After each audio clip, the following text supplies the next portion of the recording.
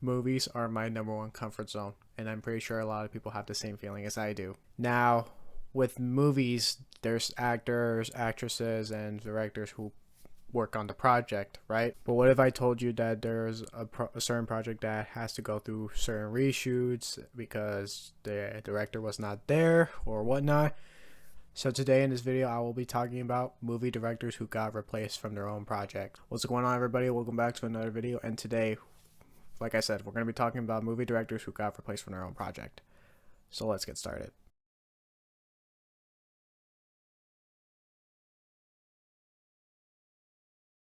Now, as you can see, I have a haircut, finally, which is something that I've been wanting to do for the past few weeks. However, there are certain movies in this list that I have not seen yet, so if any of you have seen these movies, please let me know, and let me know if they're good or not. But yeah, either way, let's go ahead and get to it. Radio Silence by Christopher Landon, Scream 7. Now, if you guys don't know who's Radio Silence, I'm going to give you a little bit of an explanation. Radio Silence is an American film and television production company founded in 2011 by Matt Nelly-Olpin. I'm sorry if I mispronounced his last name, just let me know in the comments below. Tyler Gillette, Justin Martinez, and Chad Villala, who produced and directed movies such as VHS, Ready or Not, and Scream 5 and 6. However, as of the time of this recording, Scream 7 has not been released yet. So why were they replaced? They were replaced because Radio Silence had other projects to focus on, so they had to hire Christopher Landon to do the project. Now, I know what you're all thinking. Were they necessarily replaced? Absolutely not, and I'm gonna give you my valid reasons as to why I included it. First off, the reason why I included them is because I find it quite interesting that we got a new director for Scream 7, and 2, because Melissa Barrera and Jenna Ortega are no longer involved in the project, I feel like it'd be very appropriate for me to add it. Even though they're trying to get Neve Campbell and Patrick Dempsey back on set, which I have high doubts that it'll happen, but who knows.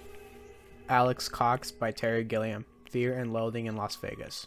Now, if you guys don't know who's Alex Cox is an English film director, screenwriter, actor, nonfiction author, and broadcaster. He directed movies such as Repo Man, Sid and Nancy, Straight to Hell. He wrote books such as Waldo's Hawaiian Holiday, 10,000 Ways to Die, and recently, Khan the Great War. The film is about Raul Duke, played by Johnny Depp, and his attorney, Dr. Gonzo, played by Benicio del Toro, drives a red convertible across the Mojave Desert to Las Vegas with a suitcase full of drugs to cover a motorcycle race. The film was released in 1998. So why was Alex Cox replaced? Producer Steven Nemeth claimed that Cox could wrap everything up within 4 months, but Cox's recruitment slowed things down instead of speeding them up. Cox's recruitment would do their job poorly by doing things slow instead of fast. Cox allegedly did not get along with the cast and crew, even foregoing major parts of the book in order to accommodate his vision of the adaptation. He also suggested the inclusion of animated scenes on multiple occasions, which resulted in him being fired from the project, and the project was then given to Terry Gilliam. While recalling the initial state of production, Gilliam claimed, "It's another long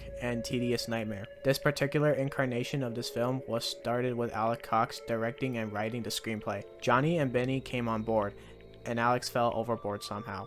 This was before my time. I don't know the ugly details, but Lila sent me a script that Alex had written when he was directing it, and it got me interested in the project. I had to read the book again to realize how much of the book was not in that script. Richard Donner by Richard Lester, Superman 2. Now, I'll give you guys a brief description about Richard Donner. Richard Donner was an American filmmaker and film producer. He directed several financially successful films during the New Hollywood period, such as The Goonies, Superman, Lethal Weapon, The Omen, Scrooge, and Conspiracy Theory. He passed away on July 5th, 2021. So what is the film about? The film is about Superman, played by Christopher Reeve, foils the plot of terrorists by hurling their nuclear device into outer space. But the bomb's shockwave free the Kryptonian villain General Zod, played by Terrence Stamp, and his henchman Ursa, played by Sarah Douglas, and Non, played by Jack O'Halloran, from their imprisonment. So why was Richard Donner replaced? In 1979, after the tense 19th month-long shoot on Superman and a significant portion of Superman 2, Alexander Salkind, who bought the film rights to the character, removed Donner from the project on the sequel and replaced him with Richard Lester. They hired Donner in the first place because of his success with The Omen. They tried to film both Superman 1 and 2 at the same time. Richard Donner was the first one to direct Superman 2 before Richard Lester came in to finish the project. There are two versions of Superman 2. Richard Thorpe by Victor Fleming, The Wizard of Oz. I'll give you guys a brief description on who's Richard Thorpe. Richard Thorpe was an American film director, born Rollo Smoth Thorpe in Hutchinson, Kansas. He began his entertainment career performing in vaudeville and on stage. In 1921, he began to direct motion pictures as an actor and directed his first silent film in 1923. He went on to direct more than 180 films. Now, if you guys don't know about The Wizard of Oz, there's no need. Everybody knows The Wizard of Oz, but if you don't, go ahead and watch my previous video. The 5 cursed movies says that actually happened. The Wizard of Oz is on the list. But I'll give you guys a brief description on what The Wizard of Oz is about. The Wizard of Oz is a classic 1939 film that was released in full color. The movie follows Dorothy Gale and her dog Toto are swept away by a tornado from their Kansas farm to the magical land of Oz. So why was Richard Thorpe replaced in the beginning? Richard Thorpe was fired after 2 weeks because it was felt that his scenes did not have the right air of fantasy. After Richard Thorpe was fired, the project was then handed down to George Cukor for 3 days. Then, Victor Fleming directed for 4 months. When Fleming was summoned to replace George Cukor on Gone with the Wind, King Vidor agreed to complete the final 10 days. The Wizard of Oz had 4 directors who worked on the project. Victor Fleming was the one who directed most of the film. Anthony Mann and Stanley Kubrick, Spartacus. Again, with like the previous directors, I'll give you a brief description on who's Anthony Mann. Anthony Mann was an American film director and stage actor.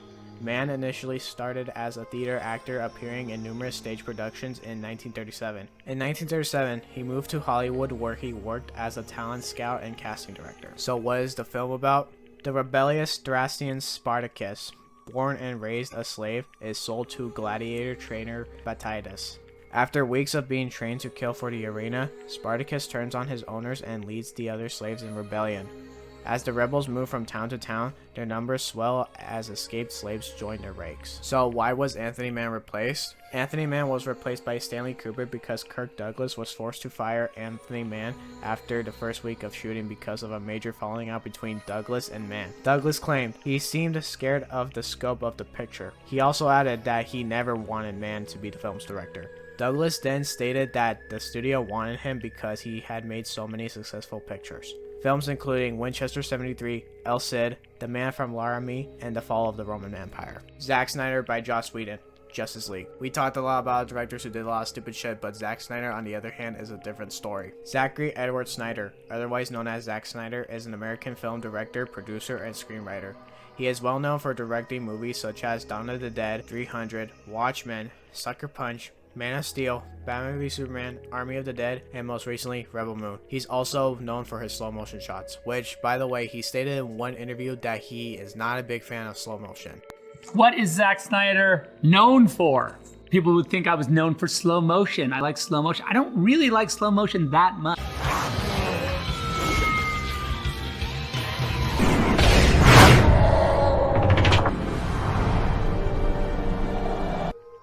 Bastard liar. Fueled by his restored faith in humanity and inspired by Superman's selfless act, Bruce Wayne enlists a newfound ally, Diana Prince, to face an even greater threat.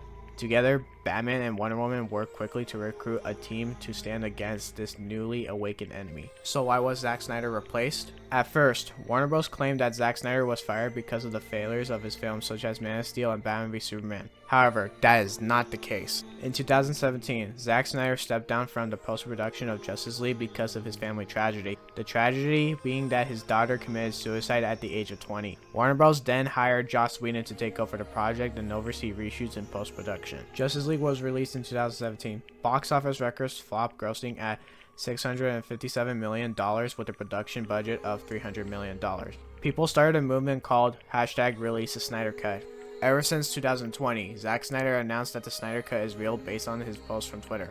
However, allegations from Joss Whedon were made by Ray Fisher, the actor who played Cyborg. He stated that his behavior on set was unprofessional and disgusting. For example, he claimed that he would threaten Gal Gadot. the actress who played Diana Prince, aka Wonder Woman, would be fired if she didn't agree the reshoots applied. There was one scene in the film that shows the Flash laying on Wonder Woman's chest. However, Godot stated that she didn't feel comfortable in doing that scene, so they hired a body double. That's why her face was turned away from the camera. Nearly 5 years after 2017, the Snyder Cut was released in 2021. However, Zack Snyder won't be getting his redemption by Warner Bros. Anytime soon. Phil Lord and Chris Miller by Ron Howard. Solo, a Star Wars story. Of course, we gotta talk about Phil Lord and Chris Miller. Now, if you guys don't know who's Phil Lord and Chris Miller is a dynamic duo of directors. They've directed movies such as the Jump Street movies, both of the Cloudy with a Chance of Meatballs movies, the Lego movie, and both of the Spider-Verse movies. Recently, Spider-Man Across the Spider-Verse, which you can see. There's a poster of it, but I got to see it on the night before it was released. Also, if you look at the background, there's a Snowball plushie from Rick and Morty wearing the Spider-Verse crown that I got from Burger King. The film is about a young Han Solo who finds adventure when he joins forces with a gang of galactic smugglers and a 190-year-old Wookiee named Chewbacca. Indebted to the gangster Dryden Voss, the crew devises a daring plan to travel the mining of planet Kessel to steal a batch of valuable coaxium. This is also the film where we meet Lando Calrissian and the Millennium Falcon. So, why were they replaced with Ron Howard? They were replaced by Ron Howard because around that time of filming there were several creative differences which indicated that there were disagreements between the directors and Lucasfilm's creative team about the direction of the film. According to various reports, Miller and Lord's departure was not entirely voluntary. The directors reportedly clashed with Lucasfilm president Kathleen Kennedy, co-writer Lawrence Kasdan, and other executives over the tone of the film and the level of improvisation and deviation from the script that they allowed during filming. Lucasfilm made the decision to replace Miller and Lord with Ron Howard, causing extensive reshoots and reworked much of the film's story.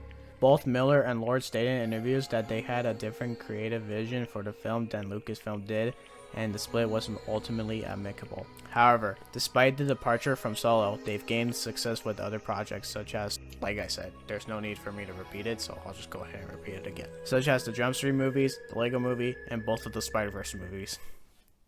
Again, flexing on y'all. I'm just messing with y'all. I mean, I'm not flexing on y'all for this poster, but hey, what can you do? Well, that's all I have for you today. Thank you all for watching this video. Please subscribe if you have not already. It would really mean a lot to me.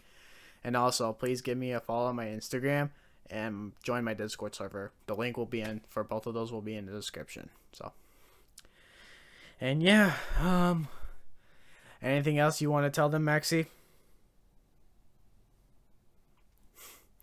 Max is like, oh man, what is he doing to me? Anyways, today, this is like the last day that I'll be doing the movie productions. The next video we're going to be talking about is going to be focused on athletes, so stay tuned for that. Anyways, have a good day, y'all.